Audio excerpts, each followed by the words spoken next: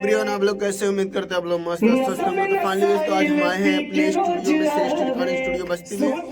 तो आप लोग बताइए कैसे हैं, हम आपको दिखा रहे हैं यहाँ पे म्यूजिक रिकॉर्ड हो रहा है। तो अमित भैया कैसे हैं आप? बहुत बढ़िया। आज क्या हो रहा है?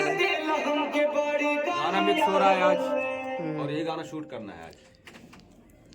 तो आप लोग कमेंट करके बताइएगा गाना कैसा है।